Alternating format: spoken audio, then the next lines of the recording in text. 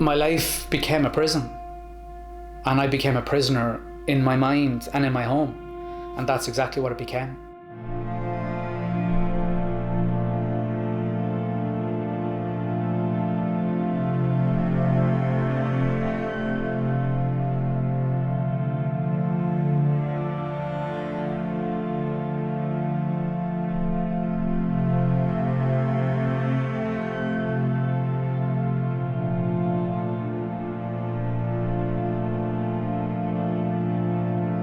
My name is Niall Munnellys. I was born in Dublin, I think, the Coombe, and I grew up in Newbridge in Kildare.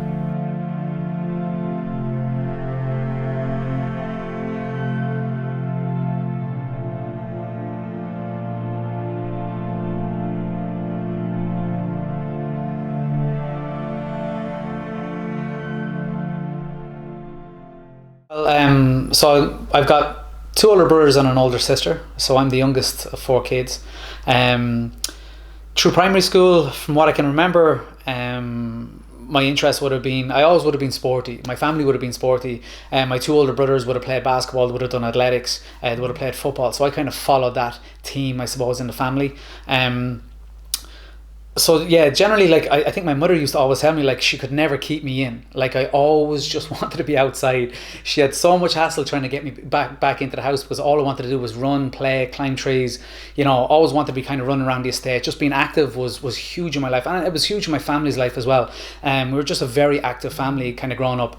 So in primary school, I can kind of, the only thing I can kind of remember is just always wanting to be outside. I never wanted to be inside. So anytime I was in the classroom, all I was thinking about was being outside the classroom. You know, I couldn't wait for the bell to ring so I could kind of run home, take out the bike, take out the football, you know, play games, all that kind of stuff. So that's where I generally kind of felt the happiest, is when I was out playing with friends and running around and having fun. Primary school itself for me kind of was hard. It was tough. I grew up with a learning disability. I couldn't really read or write properly, so I'd be kind of borderline dyslexic. So that would have came with a lot of challenges with teachers, and of course with classmates and stuff too. I would have kind of been bullied a lot. I would have been isolated in primary school. So I would have, you know, being told to sit at the top of the class, so the teacher could kind of keep an eye on me, because I was always disruptive, because they didn't know what was going on. While everyone else was kind of doing sums and doing reading and writing, I was kind of looking around going, like, you know, what the hell am I doing here, or whatever, you know. So I didn't feel like I could be me in school. I felt like an outcast. I felt isolated. So who wants to sit in a situation or sit in an atmosphere and stuff like that where they don't feel comfortable? I never felt comfortable in school because I didn't know what was going on. I didn't understand the system. I didn't understand what was being said to me, or what we had to write, or what we had to do, anything. So as a young child, it's very hard when you're in an atmosphere where you don't feel comfortable. But I felt comfortable.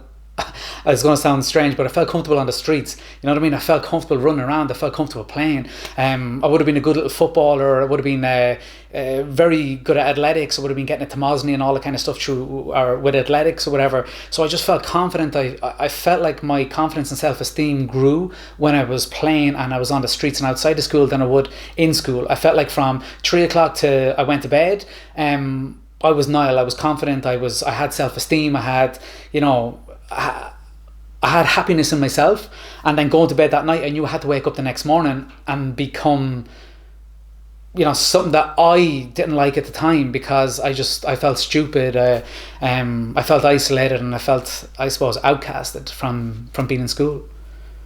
Well, it's funny, because the transition between primary school and secondary school, I said to myself, I made a promise to myself that summer. I was like, right, what I learned from primary school was, if I stand out and people can take advantage of me. So say I learned a disability, I couldn't read and write properly and stuff. So if I didn't mask that, and I didn't kind of come around with ways of kind of stopping people from recognizing these things, that it would help me survive, I suppose, in secondary school. So I realized that I was being bullied for what was wrong with me, as in, like, I couldn't read or write properly, or, you know, but I could play sports really well. So I made a promise to myself in that summer going into secondary school, that when I was going to secondary school, I was nearly going to become the bully. So I learned that, okay, so if these guys act tough, or these guys, shout and roar and curse and push people around and all that kind of stuff, they don't tend to get what I'm getting, punched and kicked and money robbed and lunch robbed and kind of being called all these names. They seem to have like a lot of, I suppose, respect or whatever like that. It's funny because as a 12 or 13-year-old, it's crazy that you're actually thinking this, and you're thinking of survival methods, instead of talking to people and sitting down with my family, or sharing my feelings with teachers or family or friends or anything like that. I was planning survival mechanisms and stuff like that as a 12 or 13-year-old child, which is absolutely crazy to think about now, even talking about this. But that's what I did. I planned little things. So I said, I was going to be one of these hard asses when I went to secondary school. I'm not going to be bullied. I'm going to fucking stand up for myself. You know what I mean? I'm not going to be pushed around. So I need to, I suppose, to put my flag into the ground the minute I got to secondary school, and just make sure I wasn't going to be a pushover. So even if somebody did, break the mask down and realize that I had a learning disability, they were probably going to be too afraid to say anything to me, because I was going to push them, hit them, or call them names. So I basically created somebody inside me to deal with the issues that I was having that I couldn't deal with myself. Well, to be honest, I've had anxiety from a very young age. I remember having anxiety in primary school. When you wake up every morning, as I said, you're going into an environment that you don't feel comfortable in. You get that, but you don't know what it's called. You don't know what it is. There's no internet around, or there's no one coming to your school saying, okay guys, if you get this really bad feeling in your stomach, and your heart starts racing, and you're getting palpitations and sweaty palms, and all of this kind of stuff, and you feel like you're going to faint and pass out, that's called anxiety. Don't worry about it. Here's a few tools to get you over it. So I ain't got a clue, but looking back at it now, I realized I did have it from a very young age. So throughout primary school and secondary school, I had anxiety. I would leave school with anxiety. I'd come to school with anxiety. Anxiety's been my friend from a very young age. And I'm not alone in that. I think there's kids now growing up, and it's probably even worse now with social media and stuff like that, but anxiety's huge. We all have it. We're all human. No one is getting away from anxiety. It's a natural instinct inside our body to keep us alive. It's been in us for 10,000 years. But I just didn't know how to control it. I didn't know how to name it. And I didn't know what it was. So I had some really dark days, some low days, some very low days where I felt confused, I felt alone, I felt isolated. I wondered, did anyone else suffer from this? No one else talked about it. My friends didn't seem to suffer from all these kind of feelings inside. So I just tried to bury it. And this other persona that I was trying to create, this other Niall, this mask I was trying to wear, done that for me. It protected me in some hard times in my life, and I needed that at that time in my life. I needed to survive that way. That's how I taught myself how to survive. That was my survival instincts kicking in. I grew up in a world where I honestly didn't feel like I fit in. I didn't know what my meaning and purpose was, and not to say when you're that young you should know, but it was things I used to think about, because I was battling so much and I was confused all the time. And when you're asking yourself constant questions every single day, what is my meaning and purpose? What am I doing here? Like, why do I have this? And why am I confused? And why am I being treated like this? Or why am I treating myself like this? I remember coming to the end of school, and I remember walking across, at our graduation or Debs or whatever, I don't know what's called now. I remember having been like this fear inside me there was fear and happiness. Fear to the point as, what the fuck am I going to do next? And then happiness as if, well, at least I don't have to hang around with these anymore. Hundreds of kids and all that kind of stuff that didn't understand me. And I probably didn't understand them either. We were probably on two different wavelengths. Teachers who didn't understand me, and I didn't understand them. Looking back at it now, I was probably a handful to deal with. And I'm not saying, and it's nobody's fault. I'm not blaming anybody, but the happiness would have come from, right, I don't have to wear one mask anymore. I'm not going to be bullied anymore. I don't have to fear anything anymore. I'm not going to be punched, kicked, beaten up, whatever it may be. So now I can take that mask off. But then there was always the fear of, well, what happens next? I don't go to college. Am I going to be this guy who's, just, I don't know, sweeping the roads and all that kind of stuff? Not to say that's a bad job or anything like that, but, any job out there. Like I didn't know. I was confused, and this was something at the time, my very first job. Not many people know this, but I worked at McDonald's for 3 months of the summer. It was my very first job, the Kent in Newbridge, and at the time I just knew it paid good money, and you didn't need certain, you know, qualifications to get in there. So I worked at McDonald's for 3 months, and I just remember being there for a few months, and I was like, is this it? You know, is this what I had to do? Is this what my life is going to be like? Is this my future? And there's nothing wrong with working at McDonald's, but there was always a part of me that believed that I had something bigger. There was something bigger in me. And my sister, we used to sit around the Christmas table, and my older brothers and sisters used to be talking about what to have, houses and, you know, cars, and how they're going in business and how successful they are. And I always felt at that Christmas table so small. They didn't want me to feel that small. It wasn't set out to make me feel small or whatever. But I always used to remember sitting there going, I'm a fucking ashamed of myself. You know, I'm an embarrassment on my family, you know. That's even hard to say.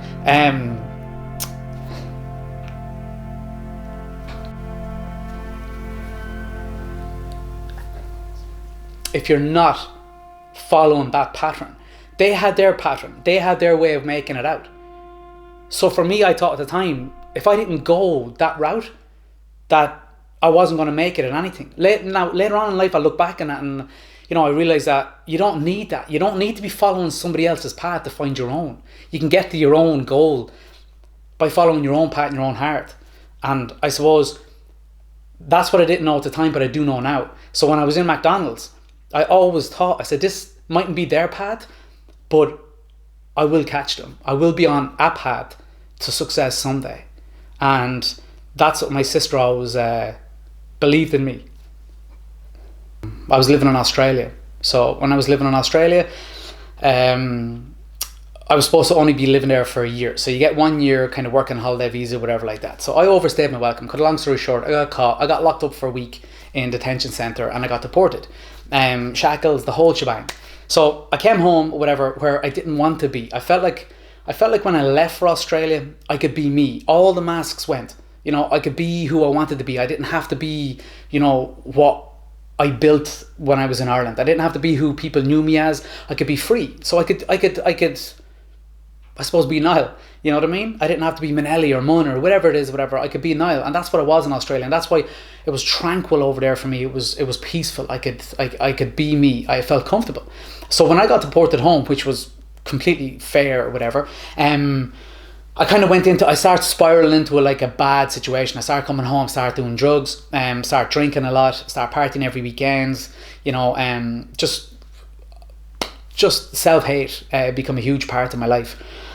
So basically, Good Friday, a long time ago, back in 2004, I ended up running out of alcohol or whatever like that. Then there was a lot of drugs at the party, so I started getting into all the drugs, started doing some cocaine, some speed, eventually just ended up in hospital. Basically, cut a long story short, in a week in a cardiac unit in Naas Hospital. So, you know, Naas Hospital is a scary place when you're lying in a unit where most of the people in the unit are in their 80s and 90s, and they're passing away. And here's this 24-year-old sitting up amongst them, and families are coming in with kids, and they're like, what's that child doing over there? Like, what's he doing in this ward? You know, I had to be wheeled around in a wheelchair. All these things. It was very debilitating. Again, not good for my confidence and self-esteem. So when I left hospital, I started getting panic attacks, because every time I exerted myself, or I started to kind of get my heart rate up again, my heart started telling my brain, oh, this is it, you're going to pass out again, this is it, you're going to die. And I started to generate panic attacks. So the easiest and simplest things could have provoked a panic attack. Like, I mean, if I walked up the stairs too fast, got to the top of the stairs, I'd have a panic attack.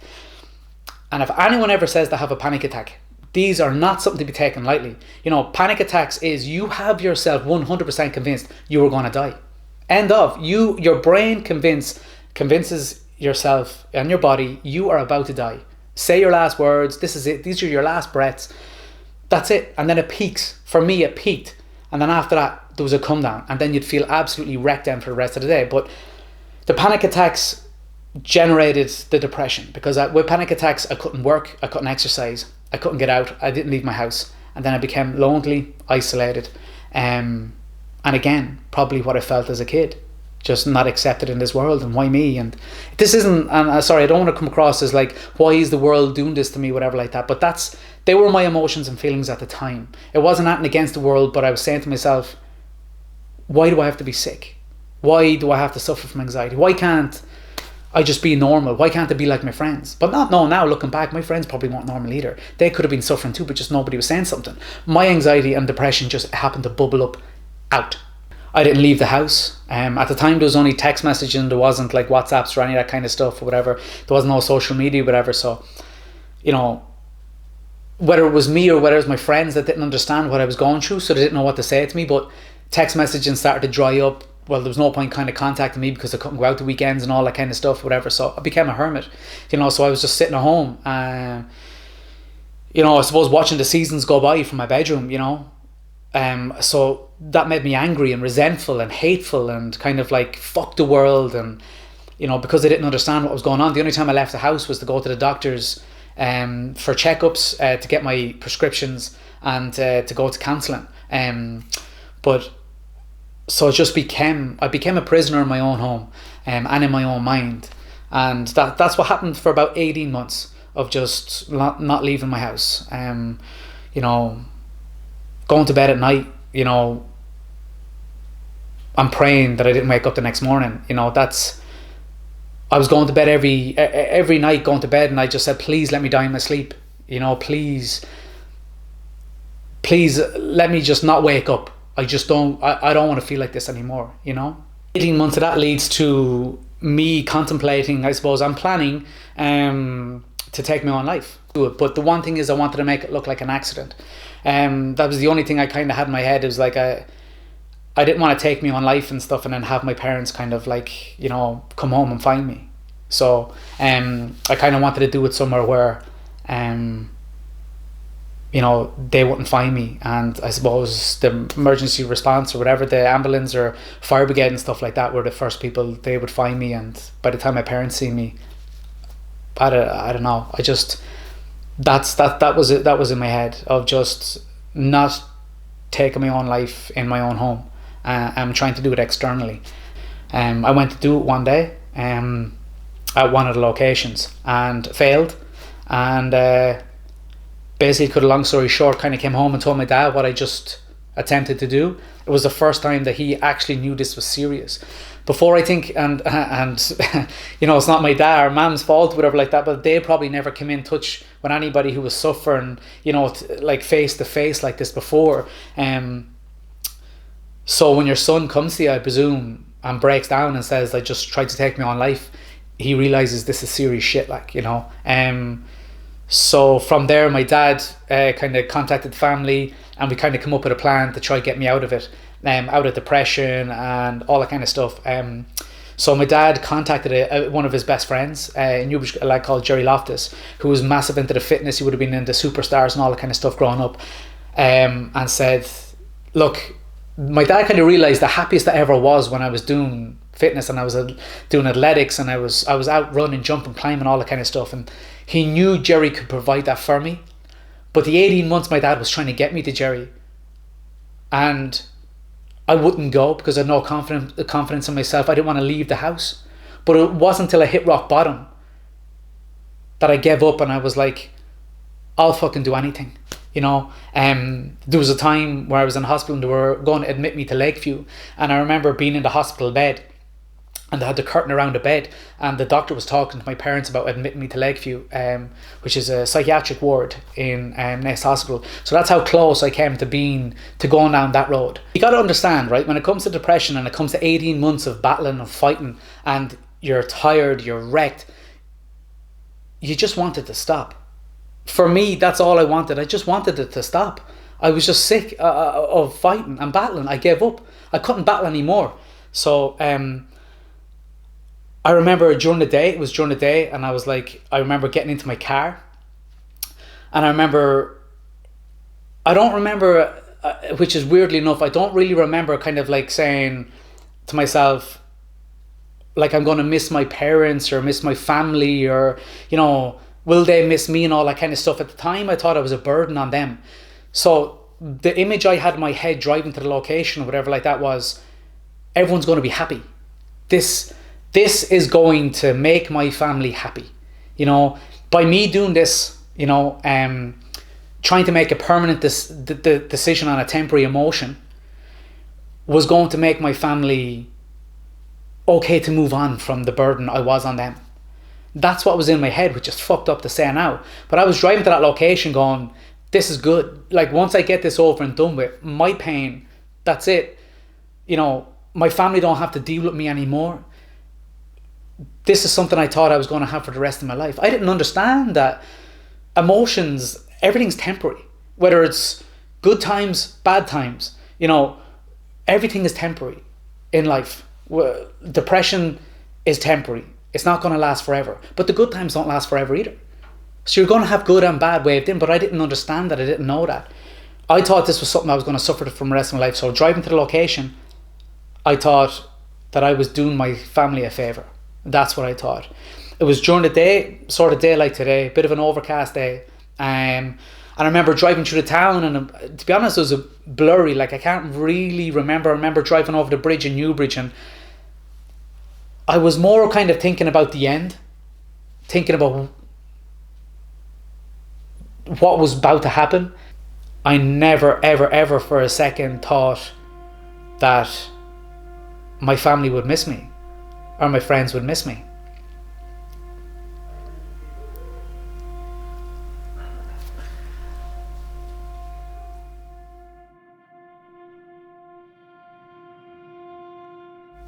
Well, I suppose meeting Jerry was the turning point in my life.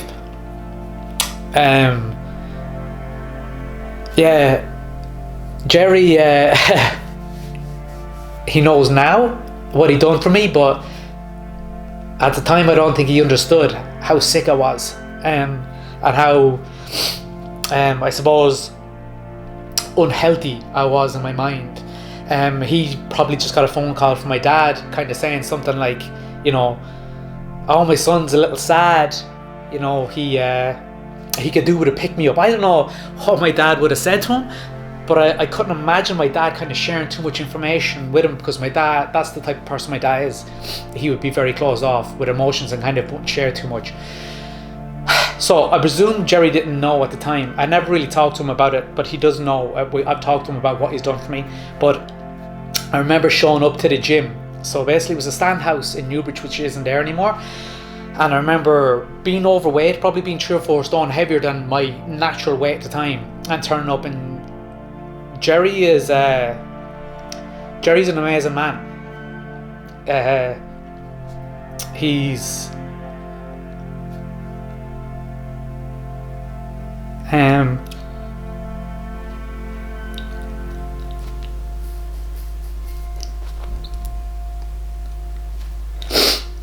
what I needed at the time.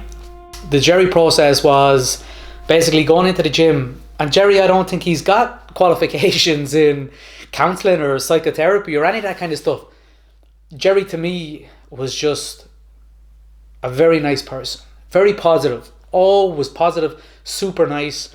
Even now, I'd go get massaged. He's a massage therapist or whatever, but still out training, running miles, doing push-ups, chin-ups, all that kind of stuff. Everyone sees him around the town running around. He's just a super, super nice, positive person, and that's what I needed at the time, because my confidence was at an all-time low and I had no self-esteem.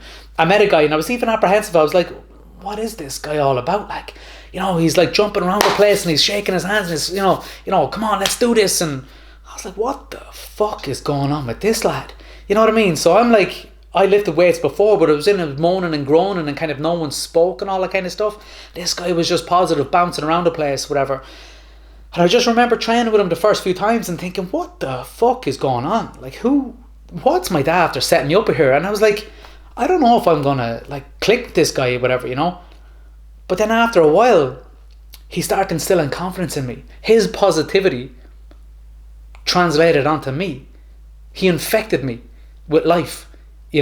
With power, with confidence, with self-esteem, slipping in simple little words, telling me I was good, telling me, geez, you look good, you're definitely getting stronger, all these kind of simple things, whatever. Now, I'm not saying this is going to work for everybody that has or is suffering and has depression. This was what worked for me at that time in my life. That's what worked for me. That's what I needed, and that's what I got. Some people can get that from pills, and some people can get that from a counselor, and some people can get that from other people, from reading a post on Instagram or Facebook or whatever it may be. People can get it from different directions, different avenues. But for me and that time of the life, Jerry to me was my counsellor, my antidepressants, my everything, all rolled up in one human who just instilled confidence in me. And your parents can do it all day long. They can tell you how amazing you are. Your mother can hug you and kiss you. And can you say, baby, you're my little baby, and all that kind of stuff or whatever, and I'm a mammy's boy. She can tell you all that kind of stuff.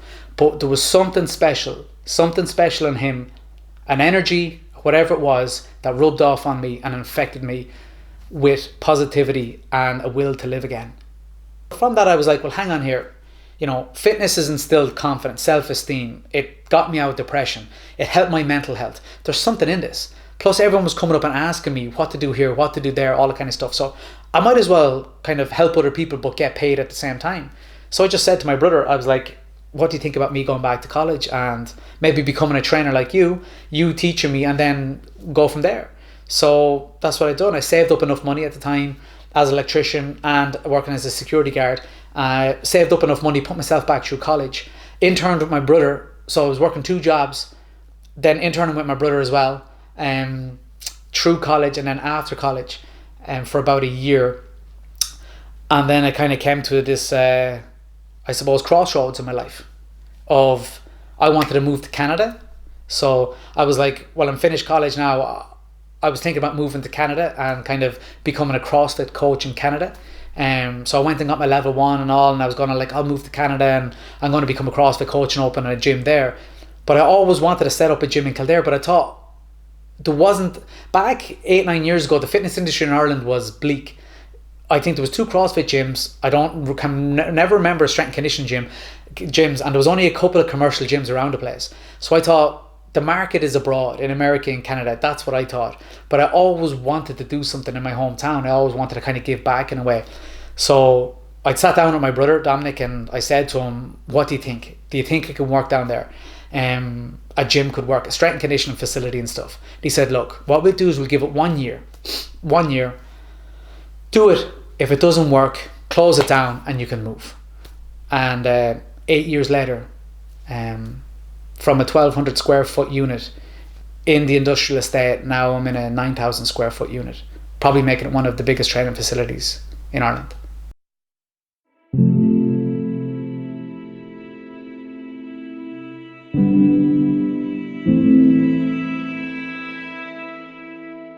So if you were to ask me, like, you know, years ago when I was suffering from depression and stuff, could I have seen this happen? Like, the answer would have been no. Like, I certainly didn't see kind of, or envision kind of where my life has got to now when I was struggling at the time. And sometimes it is, when you are struggling from depression or you've got panic attacks or anxiety and stuff, it is very hard to see past what you're suffering from at the moment. But eventually the confidence of turning up every day and putting things in place, like little small goals of continuous little small goals, have led into like bigger goals, which led into bigger goals again. And it's all about that progress from one thing leading into another thing. But my suggestion on my side or whatever like that is, action is the biggest key in anything, is taking action and actually moving and doing something or whatever, and building confidence through little small goals will eventually help you reach bigger goals. We only have one life. We're here for a certain amount of time. What really affects me or whatever like that, and what kind of triggers me at times and stuff like that, is people can go their whole lives without knowing what vulnerability feels like, without actually letting go and just seeing what it's like to talk to somebody, seeing what it's like to unpack the bag, seeing what it's like to kind of talk about the rocks in the rucksack or whatever like that, just seeing what it's like to walk around with a lighter rucksack. You know, is life better? Is it worse? Is it whatever? But at least give yourself a chance. Give yourself the chance. You know, there's help out there. There's people who want to help you out there at the moment. Like, you know, it's there. Just seek it. Look for it. Please. That's all I urge. That's what I've done, and it completely changed my life. It put me on a complete different path. And by me being vulnerable and by me putting myself out there and by me taking a chance, it completely changed my whole life. You know, be kind to yourself. In a world where, you know, there's so much kind of attention going in different directions and all that kind of stuff. Be aware of who you are. Always be who you want to be. Act who you want to be. Try not to wear as many masks. Do some self-work. Accept yourself for who you are. Be kind to yourself so you can be kind to others. At the end of the day, guys, we're all struggling in this world. There's not one person. We got the most fame. If you think money and fame brings happiness and brings this, this blissful feeling and all that kind of stuff, why would we have so many famous people, so many rich people taking their own lives? Don't chase things for the sake of chasing things. Chase happiness. That's where it is. Chase self-acceptance and happiness in oneself. Be kind to yourself so you can be kind to others. You do not know what other people are suffering with. So always keep that in mind. So just be kind to yourself first. So then that becomes a habit and you'll be kind to others. At the end of the day, love yourself. You'll never be capable of loving anybody else. Showing love or accepting love until you can love yourself. And you are loved a lot more than you think. There's going to be stages throughout your life where you might feel alone. You might have a lot of people around you, but you still kind of feel lonely. And at them stages in your life, it's like walking down an empty road and to get to the other side, where the other side could be happiness, health, it could be, the end of depression, it could be getting rid of panic attacks or whatever it is. And sometimes you have to do this alone, and it is hard, it is difficult, but you just got to keep walking. You got to put one foot in front of the other, and you can't give up, you can't give in. And by the time you get to the end of the road, there's a new life, there's a new you. Like, there's the metaphor I use is like a phoenix rising from the ashes. Like there's happiness, there's health, there's whatever, but you can't give up.